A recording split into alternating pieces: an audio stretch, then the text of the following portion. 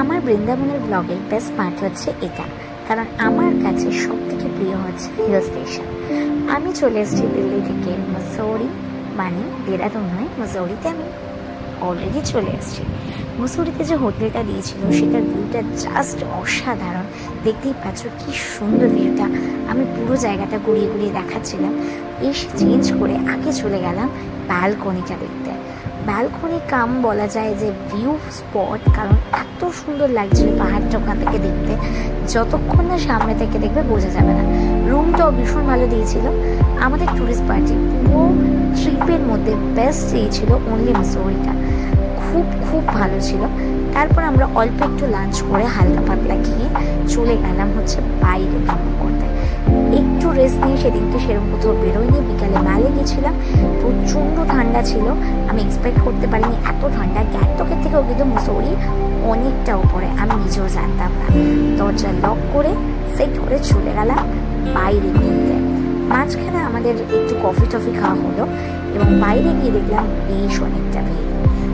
এই ভিড়ের মধ্যেও কিন্তু প্রচুর লোক এসছে, প্রচুর আনন্দ করছে।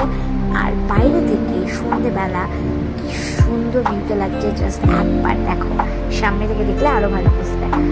আমাদের প্রত্যেক দিনই বাঙালি খাবার দাবার ছিল কম বেশি, তো খেয়ে দিয়ে ঘুম দিয়ে সকাল সকাল উঠে পড়লাম।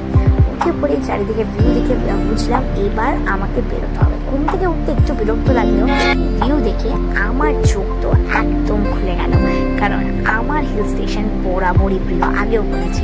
টিফিন করে বেরিয়ে গেলাম বিভিন্ন জায়গা ঘুরতে। মসৌরিতে একটা সুন্দর ঝর্ণার জায়গা আছে, যদি কেউ যাও তোরা দেখতে পারবে।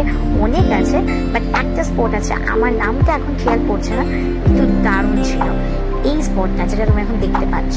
এটা কিন্তু অনেকটা সিঁড়ি দিয়ে উঠে তারপরে এটা দেখতে পাওয়া যায়। ভীষণ সুন্দর লাগবে ভিউটা, সামনে থেকে দেখলে দারুণ লাগছিল।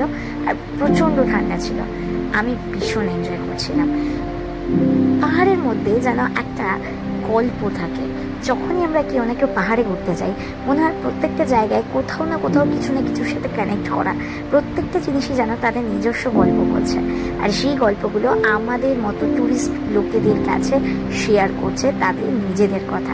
হরিতে দুদিন স্টে করেই আমরা চলে গেছিলাম হরিদ্বার।